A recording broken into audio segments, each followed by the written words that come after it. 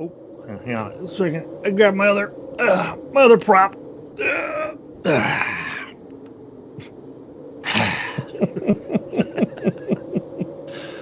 Hey, Oh my God, that's hilarious. so I've got an idea, Steve. Yeah, what's up? The hunting's pretty thin around here. Let's split up. Oh yeah, good idea.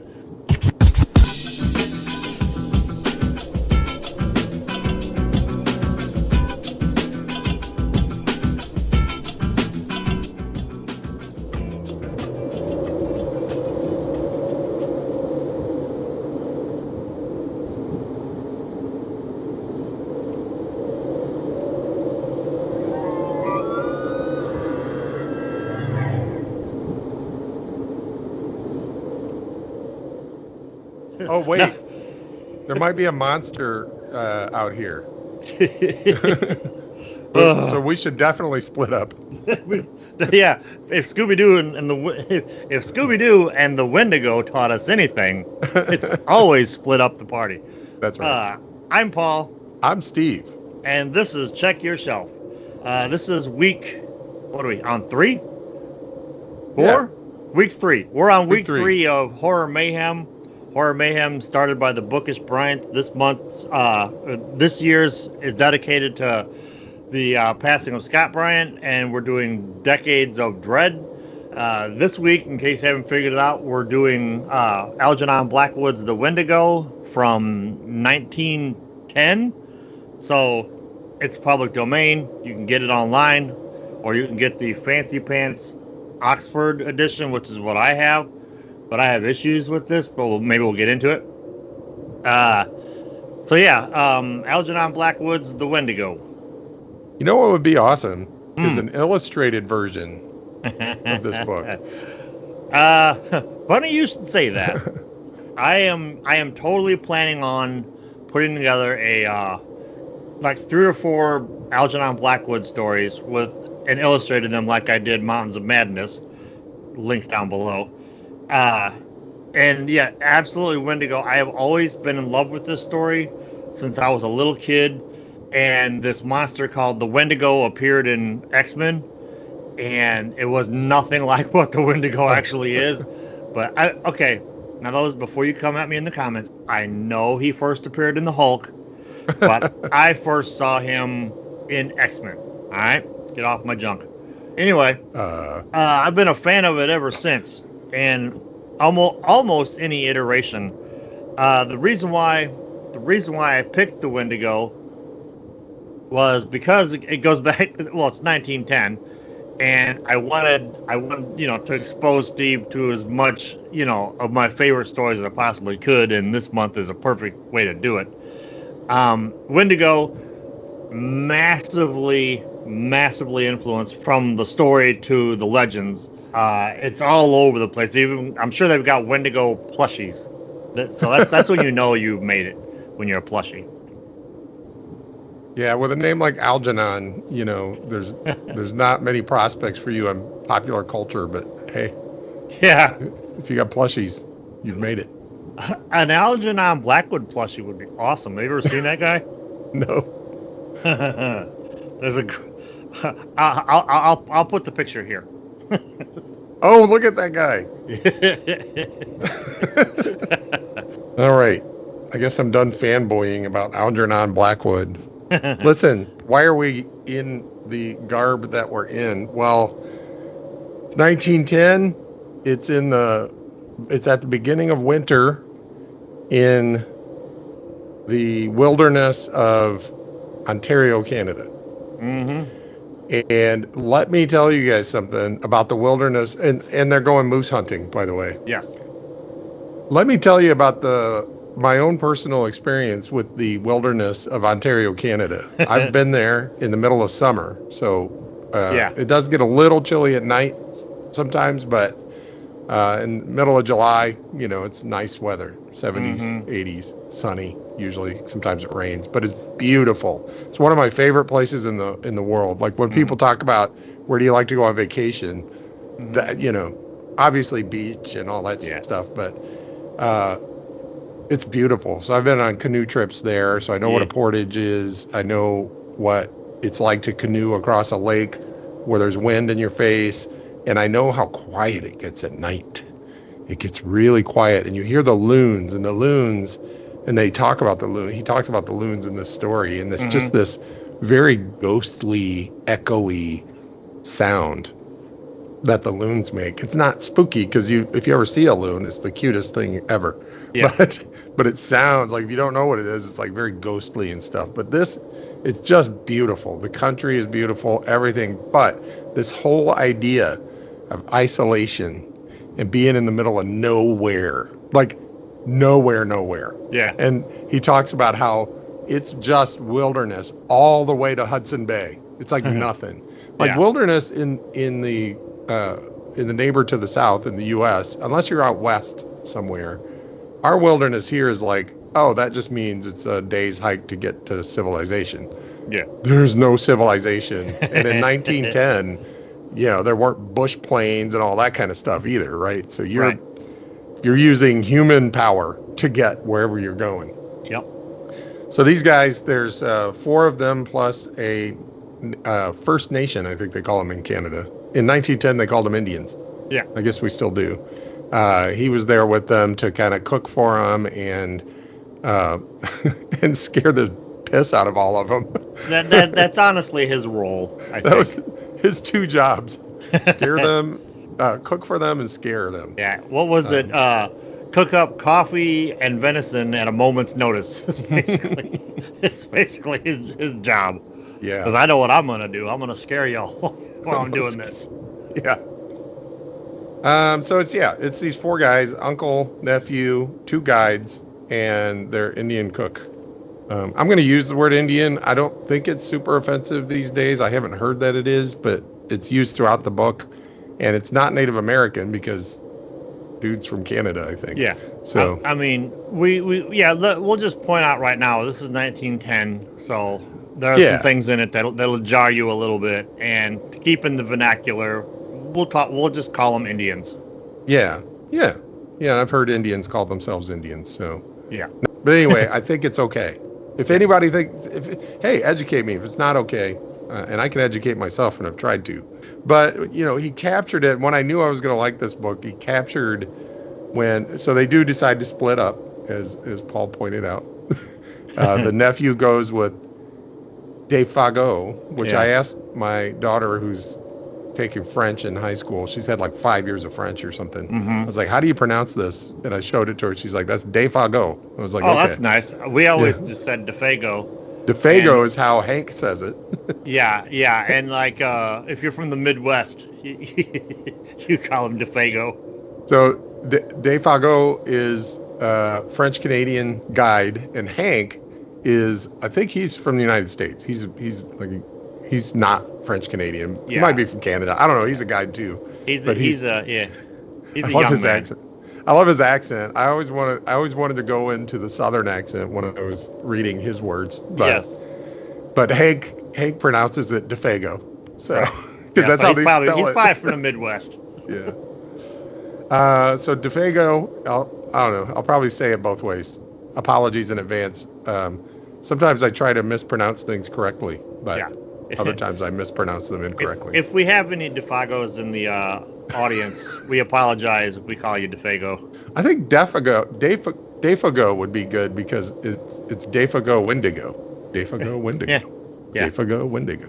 Anyway, so this passage, Defago and the nephew, whose name is Simpson, go one way, and Hank and Dr. Cathcart, who's the uncle, go the other way, and the cook / person that's supposed to scare them stays back at camp, and the one with brains, the one with the brains, the one who knows what's up. Before they ever leave, they talk about this thing that supposedly was seen in the direction that Defago and Simpson are going, to this area called the 50 Island Waters or whatever. Yes. Which I love, so supposedly the Wendigo's been seen up there. Yeah. And the Wendigo is supposed to be some kind of deer / man / monster thing. Right. Well, if I can get into it for just a minute about that. Okay, Oxford prides itself on being fancy pants and being very literate. You can't charge what they charge without being fancy. Right. I don't know. What do they charge? Maybe they don't charge anything. It's England, right? Anyway, the thing is about the Wendigo is basically a spirit that sometimes manifests itself as this like huge corpse. Now, when Blackwood wrote his story, he took liberties, and for one, he really doesn't even describe what it looks like, which is one of the best parts of the story. But he takes some liberties with it and makes the story he wants to tell, which is great. But Oxford comes along and goes, "Hey, we're going to give him the antlers that the kids love so much now."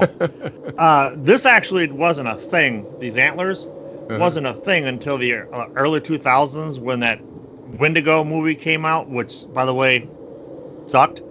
And because the guy that put it together didn't even know what the hell a Wendigo was. He just liked the word. So he came up with this thing and put these antlers on it, and pop culture grabbed it and ran with it because it looks cool. I ain't gonna lie, it looks really cool. That's why in our in the thumbnail for this video, I put the popular conception with the antlers so the people understood it wasn't just a zombie walking through the woods. But yeah, this is not accurate. just saying. It's funny on the on the Kindle edition. This is what the cover looks like. It's just the you loons gotta flying. love Kindle covers. Yeah. That's, for some reason, I thought he described it as a deer-like thing, but maybe the popular zeitgeist was in my head. Well, they do describe its footsteps, and its footsteps kind of are hoof-like, and I think maybe that's where it came from. Yeah, could be part moose, maybe. Well, he's and that's the thing too. The noise of the Wendigo, some of the Wendigo noises, like if you ever go on YouTube, as I'm wont to do, and like look up like Wendigo noises, a lot of them are just moose. So, yeah. Well, so before it even gets into the monster part, I love the descriptions of these North Woods. Yeah, it took me back there. And this is very accurate on page 14, I think it is. No, page 8. On such occasions, men lose the superficial worldly distinctions. They become human beings working together for a common end. And that is so true about that wilderness, like any sort of wilderness, hiking or canoeing or camping or whatever. There's no class hierarchy or anything. And even though Defago was the guide and Simpson's the boss, like they're just working together to survive, right? Yes, it's that or die, man. So it's that or die, exactly. We'll get back to hating each other later, There you go. I'll get back to exploiting your labor another time. Even though Puck refers, is it Puck that refers to everybody as boss man, or is it Defago? Puck does, Hank does, Okay. Defago does. They all do. Must be a Canadian thing. Oh, and what is a Wendigo? Well, let's ask Defago. He says it's nothing but what those lousy fellers. See, he's French just Canadian. Do it. Those lousy fellers believe when they've been hitting the bottle too long, a sort of great animal that lives up yonder. He jerked his head northwards, up yonder. Quick as lightning in its tracks and bigger than anything else in the bush. And ain't supposed to be very good to look at. That's all. Of course, Simpson said it's a backwoods superstition. Mm-hmm. So they go up there, and it does. This one's tight, and we talked last time about how short stories, it's challenging not to make them choppy and skip things. Yeah, I didn't feel like this thing. I don't feel like Algernon skipped anything. I didn't feel like there were any gaps. Dude, the more you read, the more Algernon Blackwood you read, the more you're gonna like him. He's quick. He's to the point, but he doesn't leave anything out. You know. Yep. It doesn't take long after they get to camp that Defago is really, freaking out. because he smells the smell. There's that odor thing again. Remember last week we talked about how smell. A lot of authors don't use smell, but the smell, and he describes it as like this sickly, maybe slightly sweet smell, right? Hey, I have a theory about why he freaks out. As much as he like protests that it's just an old wives' tale, you know, the people that sit around drinking whiskey and telling stories and whatnot, he knows. Yeah. And because it's something he's heard his whole life, and then he starts picking up on it, and it's like, oh shit, you know?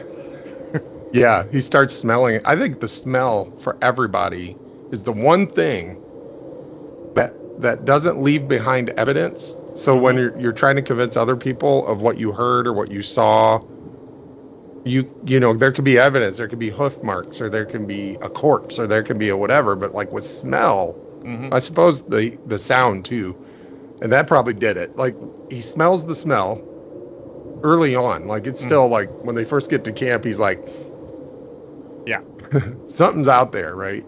And Simpson's like, can this guy like smell moose? What is? I don't smell anything. Then the sound, and then I think when it dragged him out of the tent, probably is when he was like, okay. That scene is so tense and so scary. How it all happens so fast, and you know the poor Simpson. You know it was Simpson, right? The kid. Yeah. Like it's just like we're experiencing that through Simpson trying to figure out what the hell's going on with Defago, you know? Yeah. It's great. Well, when you're with a guide who's been there, done that, you know, he's made from this earth, right? Yeah. And he knows every inch of this, and you wake up in the middle of the night and he's just sobbing. Yeah. like scared, so scared that he's just sobbing. Yeah. That was freaky. Yeah. Right?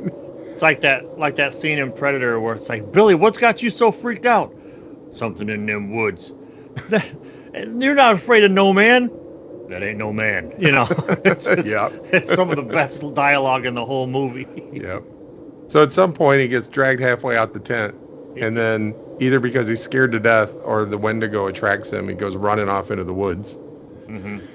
And Simpson follows his tracks, and I just loved how he described, like, you have to experience it through Simpson. You don't get to see it happen. Yes. But you can almost imagine it happening. Yes. By the way the strides become longer, and then you start to notice and then you start to see the pinkish shade in the tracks. I'm like, that's probably blood. Yep.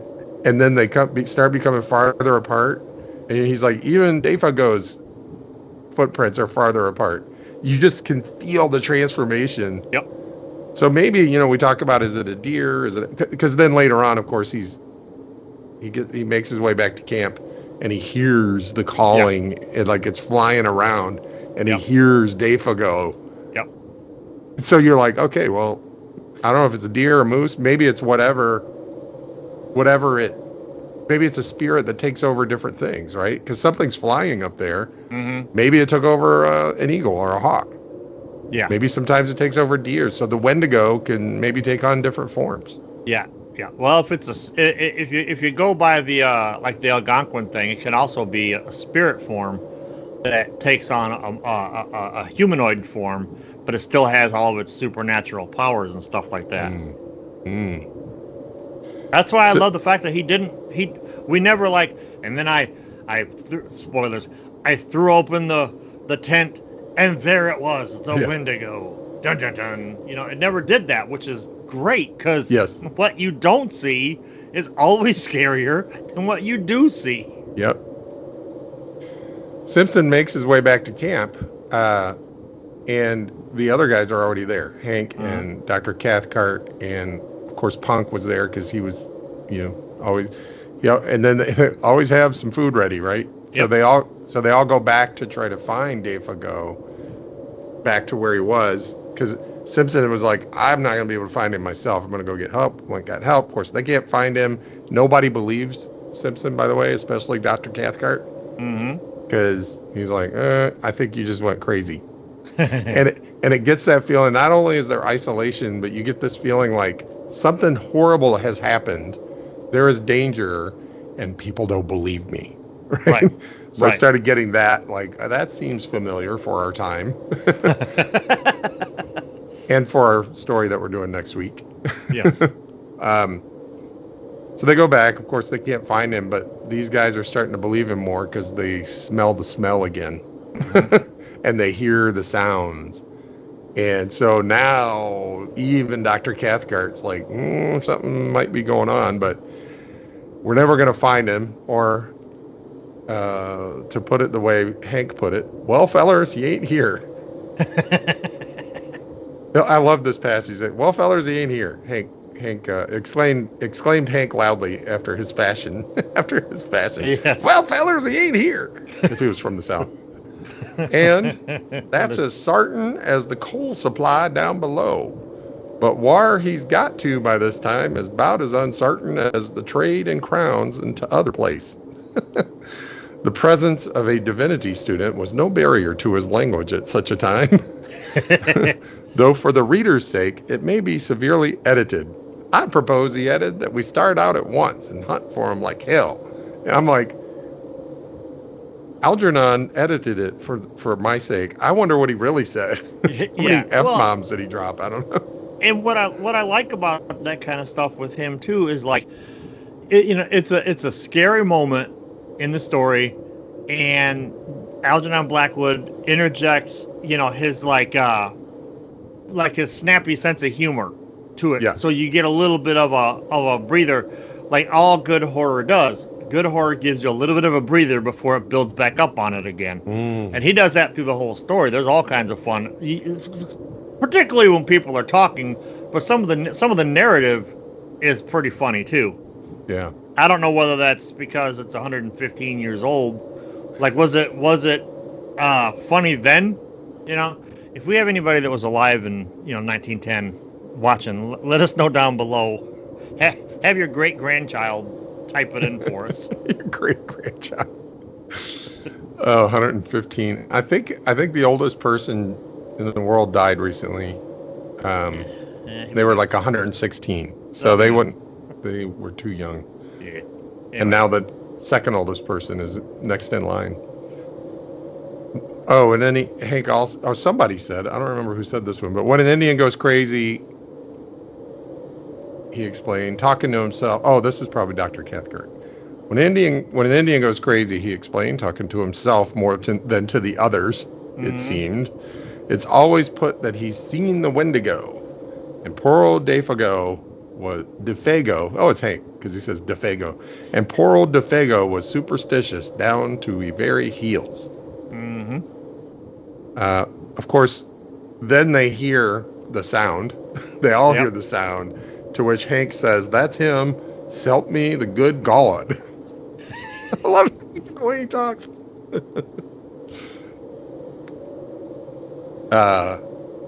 Then they realize they're not going to get him, so they all go back to camp. They're like, well, Defago's dead, right? Guess he's just dead. They get back to camp, and guess who's sitting around the fire? Defago sitting around the fire. Or and what's they all left smell the of smell. And his feet are frozen and mangled. I think they look like hooves. I don't know if he comes out and says it, but I think his feet probably he's probably lost his feet, and he's just got that stub, right? Yeah. And he's got a mouthful of moss. And they've said that the Wendigo eats moss. And he's sitting there.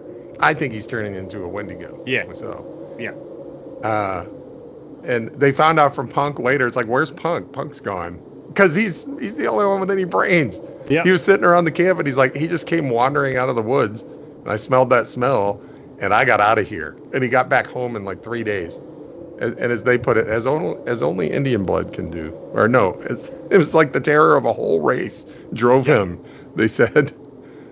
Hank, of course, being nearest to primitive conditions, was the first to find himself, for he was also less complex.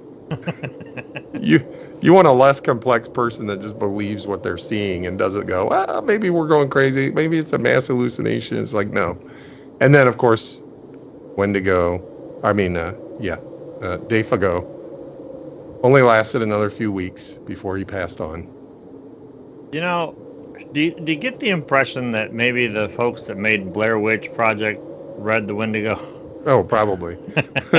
I love the sensationalism, the over-the-topness of the writing style and the hyperbole of this era, and from the 10s, 20s, and 30s.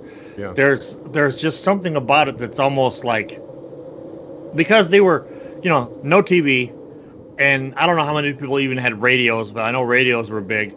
So they had to basically capture your imagination when you were reading it to keep you reading this stuff. So that's I think where all this sensationalism comes from, and I just eat it up. I think it's brilliant for the most part. I love it. That's why I'm happy to, with doing Decades of Dread, to actually be able to expose you to some of it. Nice, because there's so much out there. Yeah, I wish I'd seen this one sooner, because I love that area of the world, and I love he's so descriptive. And it's hard to scare me. Like, I don't really get scared reading stuff, but this one came pretty close. I mean, I was kind of on edge a couple of times. Well, because you like become the characters. Yeah. You see everything kind of through their lens, so with all the detail, you get immersed in it really well. Yeah. And that's, again, one of the beauties. I know there's a lot of really good novelists out there. I've read a lot of really good novelists, but the beauty of the short story is that intense immersion, that you don't have to maintain it for 200 plus pages. You can basically keep people right where you want them for 20 pages. Yeah, and you don't need the character development doesn't have to be some really huge arc. You can have a Dr. Cathcart, go from skeptic to, now that I've experienced it. Yes. He's a skeptic. The skeptic who wrote the book about psychosis, but didn't include this because he was too close to it. Yes. Yeah, Doc. You don't want to go. You don't want to relive that, is what you're saying. Right. Yeah, it's a great story. Simpson, takes this into the rest of his life. This experience informs his clergyship or whatever. Yep. So you get these little short character arcs, and in a novel, like if this were part of a novel, now we would have to go back to England or Scotland or wherever he was from. That's Scott. Where Hank was from, wasn't it? Scotland. Yeah. He's a Scot. Yeah. Yeah. Now I remember Hank was Scottish. So I'll go back and reread all these things in my best Scottish accent, which sounds an awful lot like my Southern accent. Yeah. Anyway. So themes of isolation, but also grand beauty, and what a beautiful earth we have, and the beautiful wilderness and everything.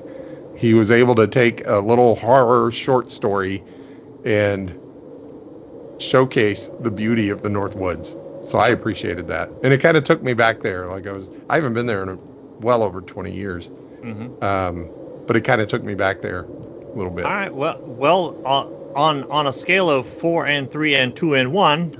How would you rate Algernon Blackwood's The Wendigo? 3.8. Okay. Well, I'm obviously going to give it a 4. Otherwise, I wouldn't have recommended it. Yeah. I'm going to go read more. Once we're done with Horror Mayhem, the Bookish Bryant's mentioned one. She mentioned she was going to read an Algernon Blackwood, so I have to go back and see what she was going to read. I think you will love The Willows. The Willows is great. It's not as long as this, but you'll love it, I think. That was the other, like, I just saw your copy of this. Is that a collection? What is that? What are we looking at here? This is the Oxford Algernon Blackwood, The Wendigo, and Other Stories with the improper cover on it. Okay. The Kindle edition is funny because, I don't know, their pages just seem really long. Like, I just noticed, like, I was on page 7 forever. So I don't know. This that explains normal it. Page. Yeah. Good story. Totally recommend. All right, well, that's going to close the cover on Algernon Blackwood's The Wendigo, the installment for Horror Mayhem. Next week, I know we talked about this like in the first video, and we're finally getting back around to it. But next week, I'm gonna expose Steve to some more Richard Matheson. We're gonna read Nightmare at 20,000 Feet. And then the week after that, I have something special planned. So we'll see how that goes. Awesome. I'm Paul. I'm Steve. And the next time you're looking for something to read, check your shelf.